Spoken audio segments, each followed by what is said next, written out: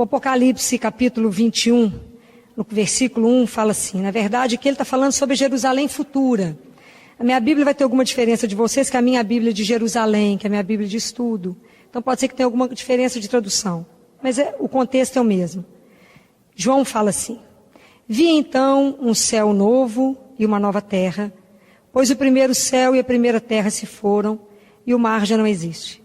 Vi também descer do céu, de junto de Deus, a cidade santa, uma Jerusalém nova, pronta como uma esposa que se enfeitou para o seu marido. Nisto ouvi uma voz forte que do trono dizia, eis a tenda de Deus com os homens, ele habitará com eles, eles serão o seu povo, e ele, Deus com eles, será o seu Deus. Ele enxugará toda lágrima dos seus olhos, pois nunca mais haverá morte, nem luto, nem clamor, e nem dor haverá mais. Sim, as coisas antigas se foram. Vocês caminhando para o versículo 19, o anjo vai explicar para João como é que será a cidade de Jerusalém. Então ele fala de todas as medidas da cidade, mas eu quero falar com você sobre esse trecho aqui que está em Jerusalém, em Apocalipse 21, versículo 19. O anjo fala assim para João, os alicerces da muralha da cidade serão recamados com todo tipo de pedras preciosas. O primeiro alicerce é de jaspe, o segundo de safira, o terceiro de calcedônia, o quarto de esmeralda, o quinto de sardônica, o sexto de cornalina, o sétimo de crisólito, o oitavo de berilo, o nono de topázio, o 10º de crisópraso, o 11º de jacinto e o 12º de ametista. Então, a partir daqui agora que nós vamos começar a conversar. Quando João propõe uma nova Jerusalém, a visão que ele tem de uma nova Jerusalém, né? Então, ele estava no meio de uma Babilônia. Obrigada, querida. Que é a Babilônia que nós vivemos hoje. Qual que é o sentido que ele quer dar de Babilônia e o sentido de Jerusalém? João aqui está propondo a construção da nova Jerusalém. Aonde? Quem é a nova Jerusalém? Somos nós. A proposta é, Deus virá morar em nós. Para que se cumpra aquilo que Paulo falava, vocês lembram? Não sabeis, vós sois o templo onde habita Deus. Como é que vai ser uma experiência com Deus, uma cidade de Jerusalém, aonde Deus irradia através de mim? Por que ele falou de pedras? Ele citou 12 pedras. As pedras somos nós. Nós somos as pedras vivas que será construída a catedral, onde Deus habitará conosco. Seremos o seu povo e ele o nosso Deus. Então ele cita aqui esses alicerces. Isso aqui é lindo demais, porque ele coloca 12 pedras. Todas as vezes que a gente vai começar uma caminhada com Deus, e eu não quero que vocês se iludam, ninguém fará uma experiência de Deus se não passar por ele mesmo e pelo outro. Não tem jeito de chegar a Deus assim, de forma que não passe por mim mesmo e pelo irmão. Nós somos responsáveis uns pelos outros. Então, as primeiras 4 pedras, nós todos somos pedra bruta.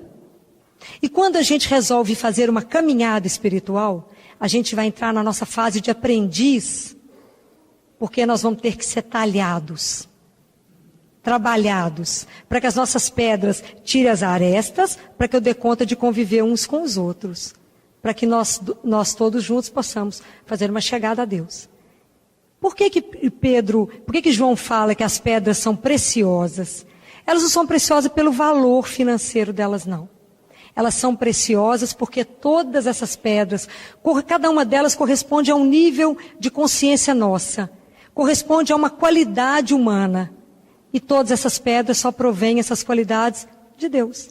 Por isso elas são preciosas. Então vamos aprender como é que é isso, porque isso é muito lindo. Então, a primeira pedra do alicerce é a pedra de jaspe. A pedra de jaspe, ela tem um significado na tradição.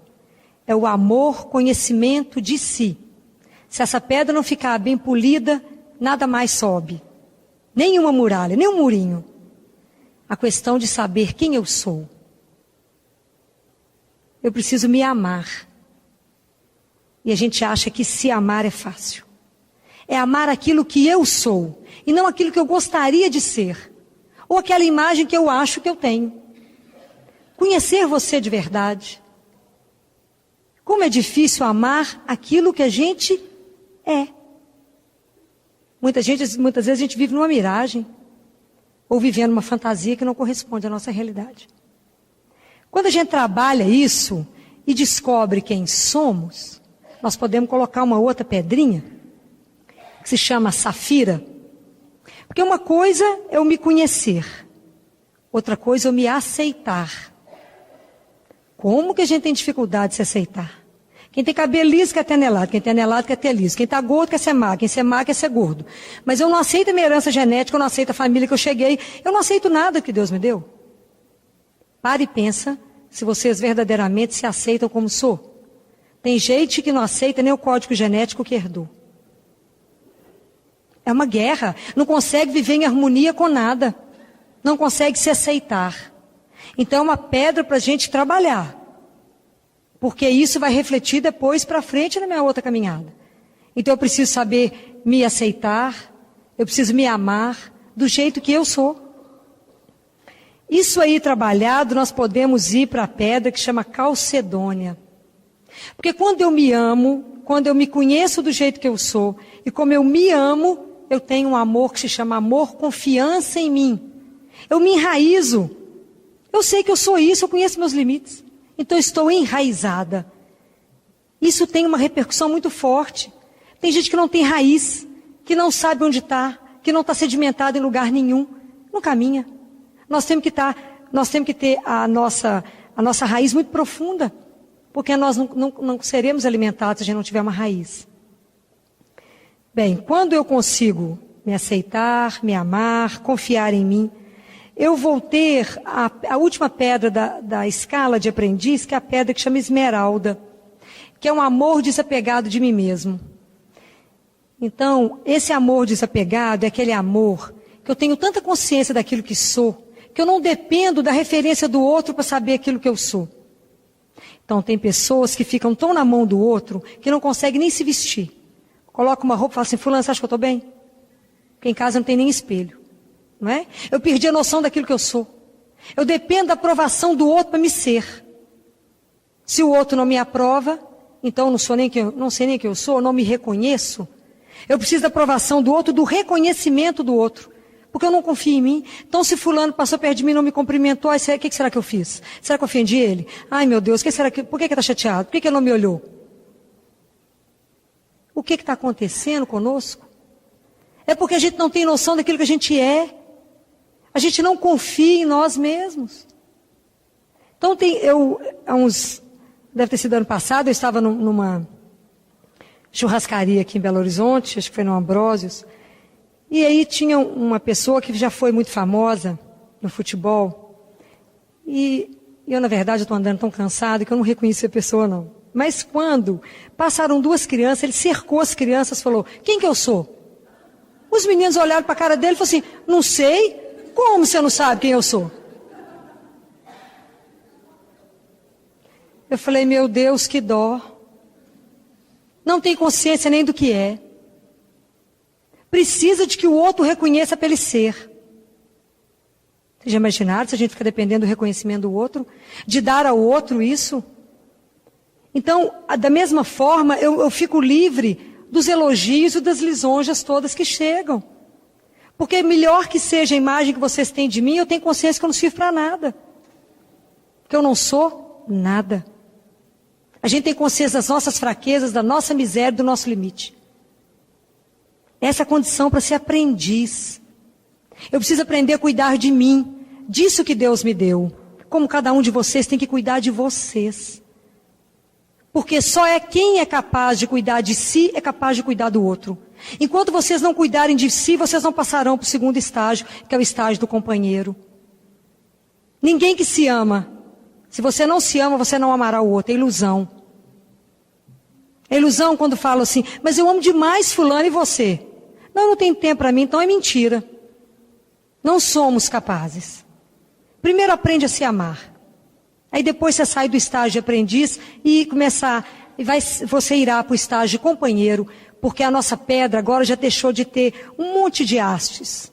Agora ela já ficou cúbica. Se ela ficou cúbica, eu consigo chegar a você. E a gente pode ficar juntinho um do outro. Mas se eu estou cheio de aresta, eu não chego não. Se nem eu me suporto, se nem eu me aceito, como é que eu vou fazer a caminhada com meu irmão? É impossível. Então, se a gente conseguiu fazer esse trabalho conosco, e várias vezes a gente vai ter que voltar nisso, porque nós estamos nos construindo em direção a Deus, nós vamos sair dessa fase de aprendiz e vamos para a fase do companheiro. A fase do companheiro também são 4 pedras. Né? Agora eu aprendi a cuidar de mim, então agora eu posso olhar para o outro e ver o outro. Essa fase são 4 pedras. A sardônica, que eu reconheço o outro. Então, muito interessante. Eu percebo que ela é diferente de mim. Olha, ela é diferente, pensa diferente, veste diferente, age diferente. Ela não tem que ser igual a mim. Né? Mas existe uma diferença entre eu saber que o outro é diferente, e isso é uma palavrinha bonita que se chama alteridade. Eu reconheço que o outro é diferente. Mas não adianta eu reconhecer que o outro é diferente se eu não aceitar o outro, na diferença dele. Quando eu aceito, eu coloquei a pedrinha que se chama cornalina. Cornalina. Que é o amor-respeito. Eu respeito e aceito o outro como ele é. O outro não tem que ser igual eu. Mas eu acho que o outro tem que pensar igual a mim, que ele tem que fazer o que eu faço, que ele tem que seguir o meu ritmo. Não, ele é diferente. E essa diferença é que me acrescenta. Você imaginou se eu for conversar com alguém que pensa igual eu? Ficou péssimo. Nós vamos falar a mesma coisa. Mas se eu falo uma coisa e o outro fala outra, olha que interessante, eu vou conseguir entender que o outro, na verdade, ele traz um monte de acréscimo para mim. Então o outro não tem que rezar igual eu, ele reza no ritmo dele. Ele faz as coisas no ritmo que ele é capaz. E não no meu ritmo. Mas como a gente tem mania de querer que todo mundo seja igual? E não é igual. O outro tem o direito de ser diferente. E que bom que Deus não repete ninguém. Nem meus trigêmeos lá no consultório são iguais, cada um é de um jeito. Da personalidade à forma física, é tudo diferente. E que lindo é essa diferença, porque a gente se complementa. Alguém fala assim, mas você já pensou sobre esse outro olhar? Fala, menina, eu que não tinha pensado nisso, esse negócio é bacana. Te acrescenta, te enriquece. Que tristeza seríamos se a gente fosse tudo igualzinho? Não é. Então, quando a gente consegue aceitar que o outro é diferente, a gente vai passar por uma pedrinha difícil demais, que é a crisólito, que é a pedrinha do amor, confiança no outro. Outra difícil. Principalmente se eu não confio em mim. Como é difícil confiar no outro. E eu não sei aonde que as nossas relações estão tão quebradas, que nós estamos vivendo tanto mais Babilônia, que ninguém confia em ninguém, ninguém acredita mais no outro, a palavra já não vale, nada vale, e eu não confio no outro. Eu não sou capaz de deixar uma bolsa no banco dentro de uma igreja enquanto eu vou comungar, porque vai que o outro me rouba. E a gente vem para a fila da comunhão carregando tudo.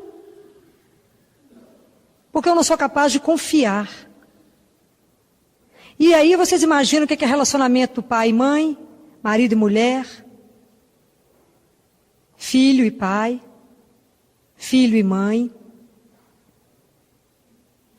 E o tanto que isso é importante, por que é tão importante essa fase do companheiro? Por que é tão importante eu aprender a me amar e amar o outro? O que Jesus disse? Amai-os uns aos outros como vocês se amam. Então, se eu não me amo, como é que eu amo o outro? Se eu me amo mais ou menos, eu vou amar o outro com amor mais ou menos? Mas a gente pressupõe que você já aprendeu a amar você da melhor maneira. Para que você também queira o outro da melhor maneira. E não é não só não pensar mal, nem só não falar mal. É desejar de verdade, é entender que somos todos irmãos, que respiramos o mesmo sopro, que estamos aí no mesmo ar, que estamos vivendo no mesmo planeta, que estamos aqui numa mesma caminhada para a casa do Pai. Mas a gente precisa conseguir entender isso para poder ver o outro como meu irmão. um templo onde Deus habita. Como é difícil entender. E essa questão do amor, confiança, eu peço tanto a vocês, pais. Não quebrem nos filhos de vocês a confiança, porque senão ele não crescerá como um adulto inteiro. Como é difícil isso. Essa semana, e a criança, principalmente com pai e mãe, toda a referência da vida dela para o resto da vida é a relação que vocês terão com elas. Porque ela vai olhar o mundo pelo seu olho. E se ela aprendeu que ela pode confiar em você, ela irá confiar nos outros. Se ela descobriu que ela não pode confiar em você, vai confiar em quem? Ninguém. Então, esses dias lá no hospital, eu tive uma criança, ela está lá internada, 3 aninhos. Como é que a gente aprende todo dia, né? E eu, nessa pesquisa minha do mestrado, eu tenho mais aprendido do que estudado. E essas crianças da enfermaria têm me feito pensar muito, sofrer muito com elas e chorar muito. Então, uma das crianças do mestrado que foi entrar na pesquisa, eu tenho que conversar com quem está com a criança e levá-la para pesar e medir. A criança de uma doçura tamanha que ela estava colorindo. Eu falei, Florzinha, eu preciso te pesar. E ela levantou imediatamente sem reclamar, me ajudando a carregar o frasco de soro. É de matar. E aí eu fui conversar com a senhora e falei, a senhora é a mãe dela? Não, senhora, só não. Eu falei, a senhora é o que dela então? Nada não. Falei, nada não? Como assim? Não, doutora, é o seguinte, é porque, tadinha, a mãe dela não quis ela não. Aí eu peguei ela para criar. Mas eu tenho mais 10 filhos. Eu tenho mais 10, com ela 11. Falei, como é que é? 11 filhos. O que mais me ajudava também está com os problemas. Mas assim, Deus ajuda tudo. Com ele tudo vai, só pode ficar tranquila. Porque ela deve ter percebido meu espanto. 11 meninos, e a menininha com um câncer muito grave, lá fazendo quimioterapia. Dificilmente ela vai se recuperar. Por que essa menina adoeceu na alma desse jeito e quer morrer? Ela foi abandonada pela mãe. Ela foi traída tão na essência dela, da única pessoa que poderia ser a encarnação do amor, porque vocês, pais, são a encarnação do amor de Deus, né? Vocês são co-participativos da obra de Deus, que é tudo que ela tinha para confiar. E ela largou. Claro que encontrou uma outra que deixou os 10 em casa e estava internado com ela, cuidando dessa criança. E essa mãe descobriu que essa menina estava internada, foi lá. Essa criança de 3 anos teve tanto pavor que teve febre e insônia durante a noite inteira. Vocês podem imaginar que é uma criança de 3 anos com insônia, com pavor de voltar para a mãe. Vocês podem imaginar que nível de gravidade chega a isso? Isso é uma marca na alma para sempre. A gente tem que ter muito cuidado com as nossas atitudes para não gerar isso. Não é? E o que me encanta era o desprendimento e o amor ao outro que essa mulher vivia. E quando eu terminei, eu falei com ela assim, eu queria te agradecer da senhora ter deixado ela participar da pesquisa. Ela falou, não, doutora, eu que agradeço. Ela estava fazendo uns bordados, porque se existe uma coisa abençoada entre tantas dentro da Santa Casa, é o serviço das voluntárias. Vocês não têm noção do trabalho dessas mulheres lá dentro.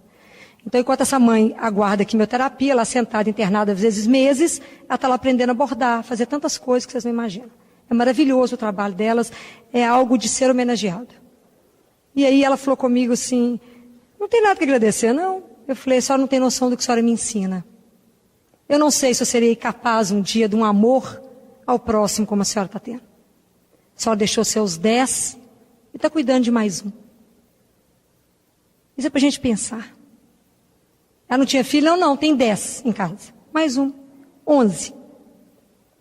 Se a gente for olhar a situação financeira delas, nós vamos juntar e fazer uma ajuda.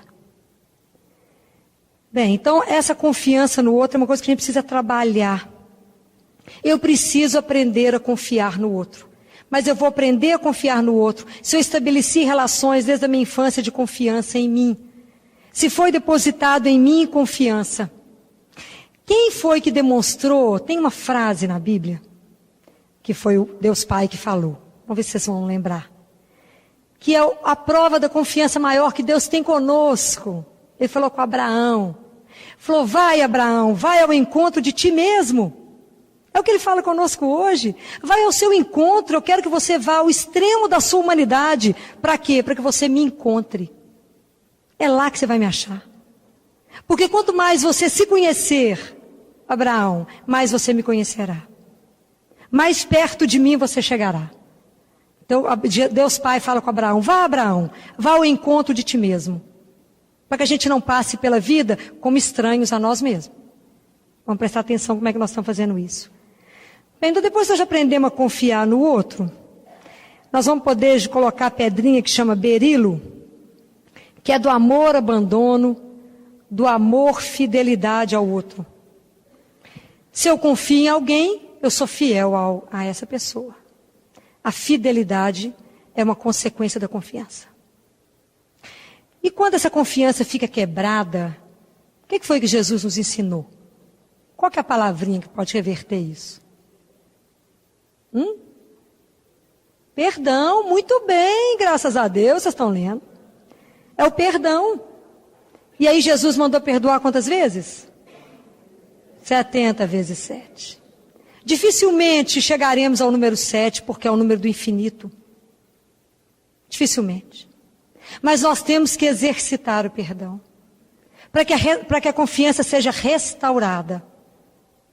Porque se a confiança não for restaurada, como é que eu vou caminhar? Como é que nós vamos fazer a nossa caminhada em direção a Deus? O que mais que Deus falou sobre o perdão? Como é que a gente reza no Pai Nosso? Perdoai as nossas ofensas, assim como nós perdoamos. E se a gente pensar mesmo todo dia, né? Que a gente é pó e que volta ao pó. Se a gente pensar todo dia que a gente não vale um vintém. Por que a gente vai ficar armazenando tanta mágoa? Tanto ódio? Tanta vontade de vingança? Para que a gente fica nesse peso arrastando? Gente, nós não vamos chegar a lugar nenhum com isso. Vamos sim, arrumar um monte de doença. O dia que vocês quiserem me acompanhar lá na Santa Casa, eu vou mostrar para vocês. Vocês vão sair de lá de joelho. Com metade que eu vejo por dia. Eu não vejo de vez em quando, não, eu vejo por dia. Para que a gente está arrastando as coisas? Tem alguém que está meio assim com você? Vai lá, conversa com essa pessoa. Fala, fulano, tá achando que nós estamos meio assim? Nós temos que caminhar junto para chegar na casa do Pai. Mas é porque nós temos uma tendência a ser irmão de Caim. Doido para matar Abel. Doidinho. Se pudesse pôr o pé na frente para Abel cair o dia inteiro. E o que Deus fala com Caim? Caim, cadê seu irmão? Fala, vi não, te acabou de matar. Vi não. Estou sabendo onde é que ele está, não? Assim ele perguntará para nós. E ela, como é que está? Quais as contas que você me dá dela? Eu sou responsável pelo crescimento espiritual de vocês. E vocês uns dos outros. Vocês já observaram que a gente encontra com os amigos e fala assim, ei, fulano, como é que está a vida? Como é que está sua mãe, sua família, marido, mulher, o emprego, separou, não separou, filho, etc. As amantes, os amantes, tudo certo, tudo conversado. Ninguém pergunta para o outro assim, como é que está a sua vida espiritual? Ou vocês perguntaram isso para alguém hoje?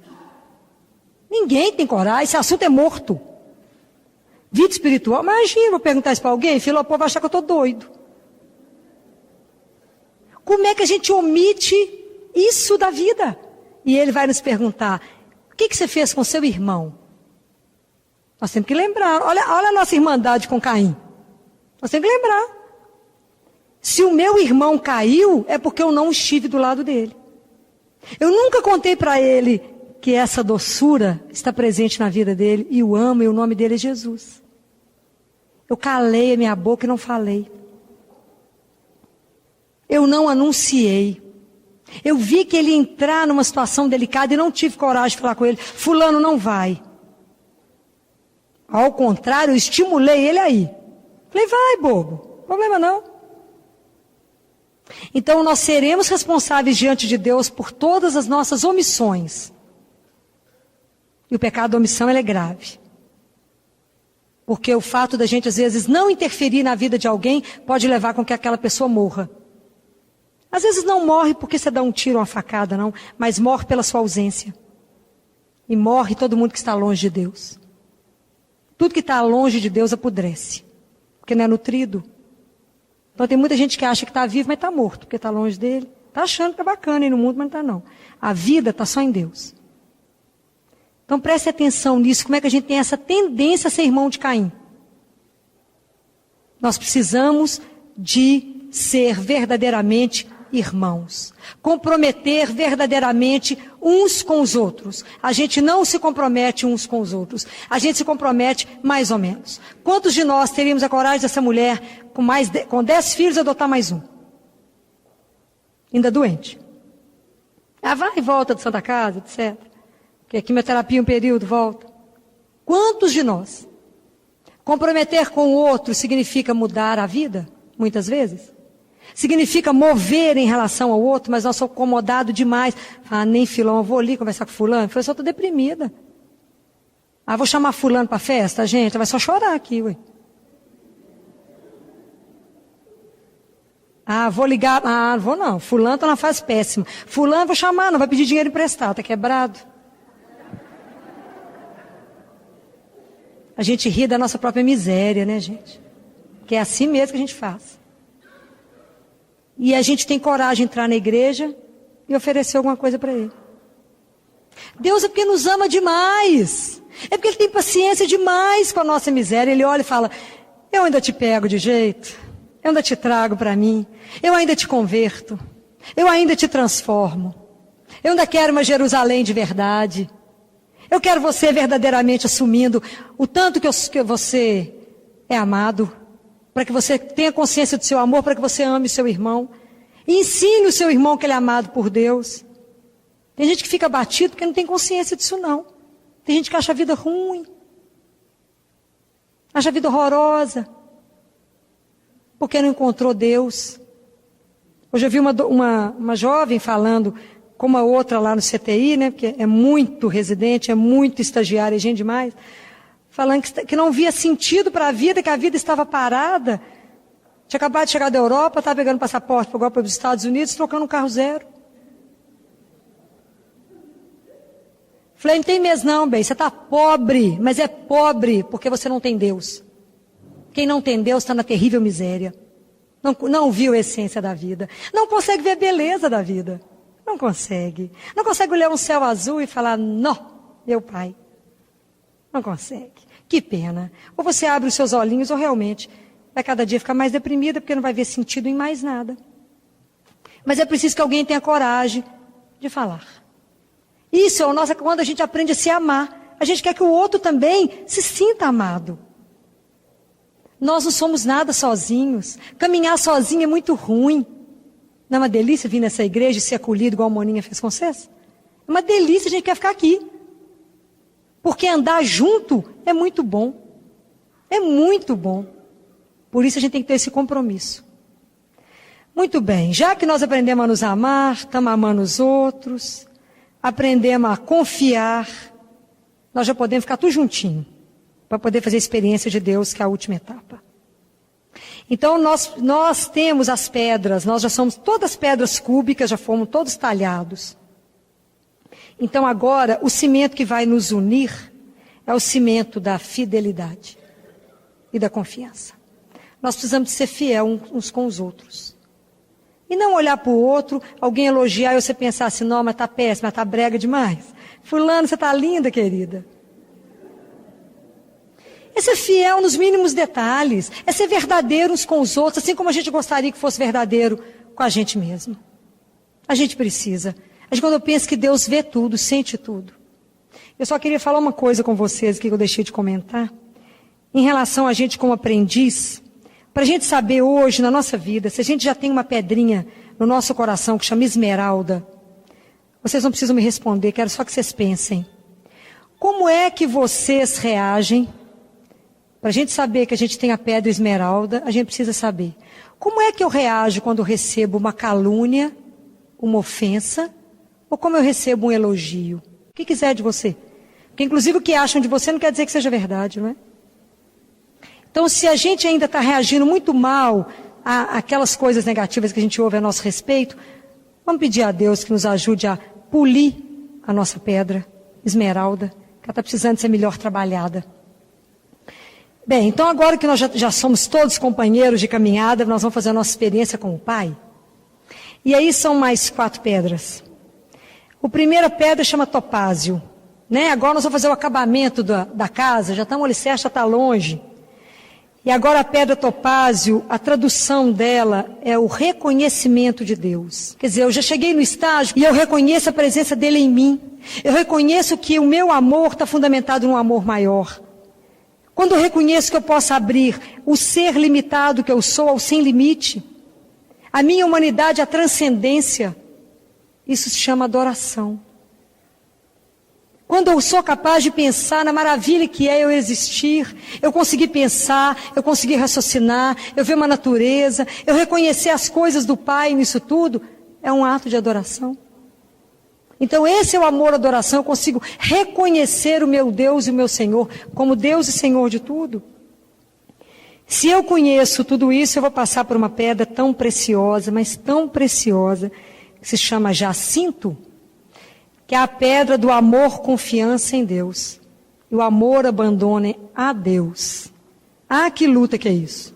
Se eu não confio em mim, se eu não confio no meu irmão que está do meu lado, como é que eu vou confiar em Deus que eu nunca vi? Ah, esse negócio vai ficar difícil demais. Ô Filó, você tem certeza que ele sabe o que eu preciso? Certeza mesmo. E Jesus falou que cada vez que a gente for rezar, a nossa fé e a nossa confiança tem que ser incondicional. Nós estamos precisando de pensar. Nossa fé, a nossa confiança, o nosso abandono a Deus é incondicional. Tem hora que a gente anda só na fé, não é? Está tudo escuro, você não vê nada. Você não sabe se a seta está mostrando para a direita, para a esquerda, para frente ou para trás. Vocês já pararam para pensar Nossa Senhora? O anjo resolve avisar ela que ela vai ser mãe, tem menos de 15 anos por aí. A vidinha dela era tranquila, sossegada, só queria casar com José, apaixonada com José. De repente falou aqui, ó, você encontrou graça diante do chefe maior, vai ser mãe do Salvador. Vocês podem imaginar o que é isso, uma menina de 15 anos? Engravida, acompanha, teve alguma manifestação grandiosa? Não. Teve um recenseamento, lá foi ela de jatinho, ou teve alguma mordomia? Num carro bacana, com ar-condicionado? Não, num jumento. Grávida, quem teve grávida que sabe, sacudindo um jumento no último mês de gravidez. Nenhuma mordomia, você pode imaginar o que está passando na cabeça dela. Ela tinha que meditar essas coisas. Com quem que ela ia dividir isso, gente? Com ninguém. Chegou lá e falou, não, vai nascer o filho de Deus, eu tenho um monte de dinheiro para receber, todas as portas fechadas. Não, não tem vaga não. Não, não tem vaga não. Mas como é que é isso? Aonde que ele foi nascer? Aí acontece tudo com esse menino. Como é que esse menino vai ser o salvador do mundo? Está aqui todo lindo, rindo para mim, mamando no peito, dependendo de mim. Como é que será que esse negócio vai acontecer? Ela caminhava na fé, completamente na fé. Vocês podem imaginar o desespero dela quando perdeu Jesus? 3 dias, não foi 1 minuto não. O menino some da gente 1 segundo, a gente enlouquece. Não tinha celular naquela época. Vocês podem imaginar que ela sobreviveu? Não tinha avião para ela voar. Não tinha carro para ela ir e voltou a pé. Era qualquer menino? Não, era o filho dele. Misericórdia, como é que eu faço para achar esse menino? Eu tenho certeza que ela não comeu, não dormiu. 3 dias atrás desse menino. Andou na fé. Na fé. Nós, por muito menos que Deus pede, a gente enlouquece. Fala, será que eu posso confiar nele? Mas não vai ter jeito, aí eu vou enlouquecer. Aí como é que eu posso me abandonar? Sabe por que a gente não se abandona? Sabe por que a gente não confia? Porque a gente não tem consciência do amor que Ele tem por nós. Porque Deus nos ama como Ele se ama. Olha a sorte que nós damos. Porque o amor dEle é perfeito. E Ele ama cada um de nós com o amor dEle perfeito. Ele cuida de nós, dos mínimos detalhes da nossa vida. E eu vejo isso todos os dias. Como é que Ele cuida de todo mundo? De todo mundo, Ele não tem exceção. Ele não faz acepção de pessoas, Ele não escolhe, Ele ama. Mas nós temos um problema com ser amado. A gente não entende que a gente é amado por Deus. Mas a gente é incondicionalmente amado. A gente é acostumado com o amor de recompensa. Eu vou fazer isso para fulano porque ela vai gostar de mim. Eu vou cativar ciclano assim. E com Deus não é assim, é de graça. Mas por que Ele me ama? Porque Ele não conhece outro verbo. Os verbos dele são pouquinhos. Muito pouco no dicionário.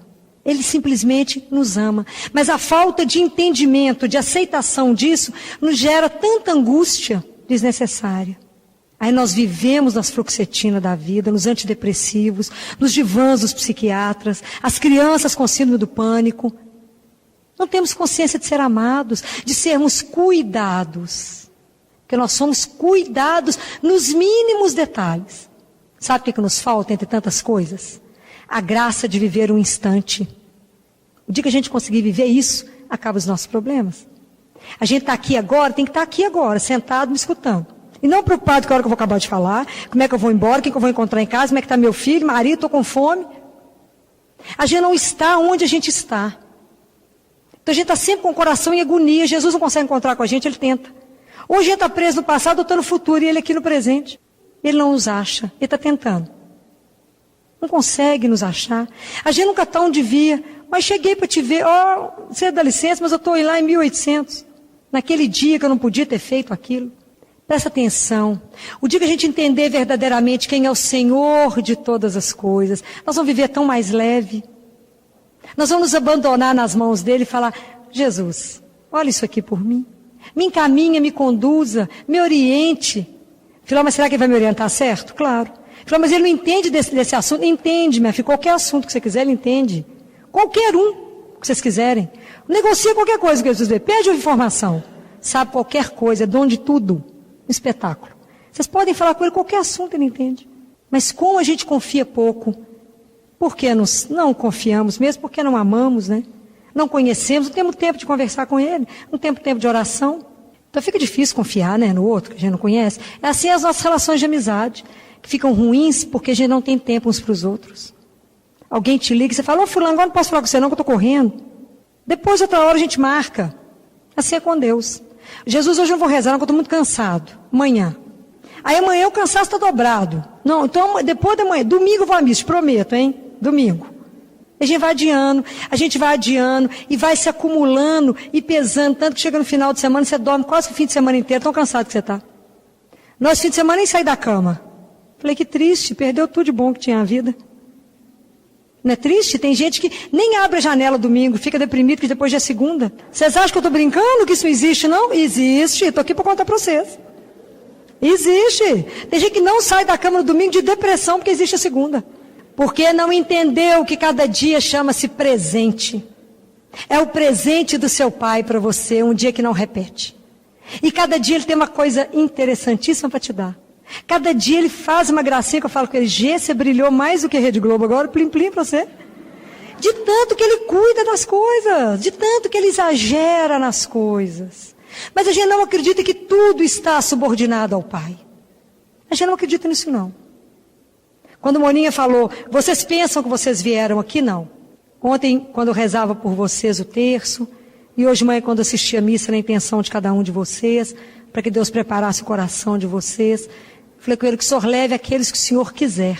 Só leve pela mão aqueles que o Senhor quiser. Ele traz, ele conduz. Mas a gente tem a ilusão de que faz alguma coisa.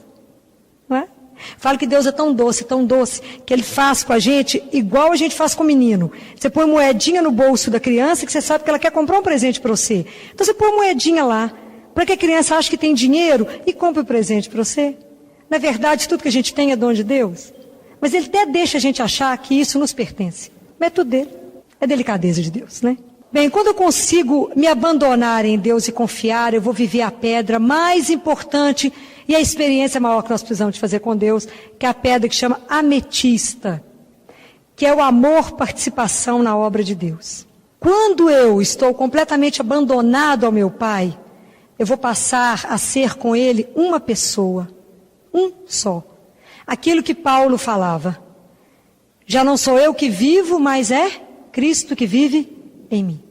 Então, Ele será o fator participar, Ele fará, a obra dele vai continuar pelas nossas mãos, pelos nossos pés, pela minha boca, por mim. Então eu participo com Deus na obra criadora dele, quando eu compreendo que Ele é o Senhor. E a pedra ametista é uma pedra violeta, não é?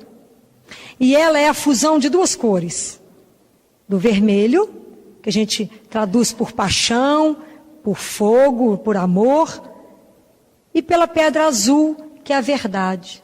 E a pedra ametista, esse tom do ametista de violeta, é o tom do coração do Cordeiro de Deus. É Ele. Então, quando a gente permite essa abertura, a nossa humanidade aberta à transcendência, é esse Cordeiro que pode passar por nós. É essa luz que pode irradiar. É essa visão que João teve. Que todos nós temos essas pedras, que precisamos em estágio bruto, elas precisam ser talhadas, precisam ser polidas, a gente precisa desejar isso. precisa trabalhar. Então não é um novo céu e uma nova terra que vai acontecer. É um novo olhar que vai acontecer.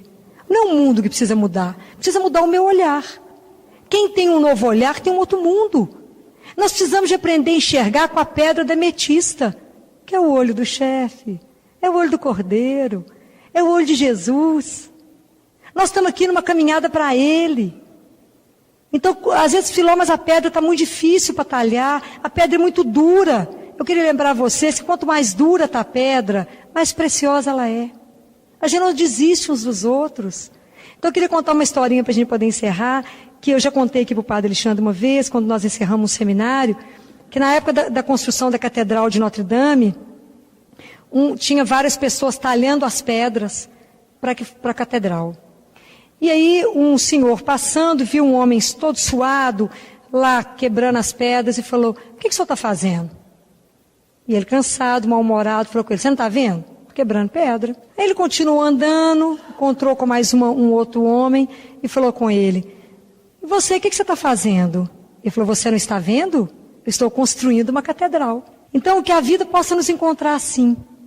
Que essa caminhada, dessa construção nossa, não é? Dessa Jerusalém onde Deus quer habitar, Ele quer fazer essa experiência dele conosco, que ela tem que ser feita mesmo, com paciência. Muitas vezes a gente está achando que está lá na ametista, a gente cai lá na pedra do começo, lá no jaspe. É uma caminhada, a gente tem que ter muita paciência, tem que ter perseverança.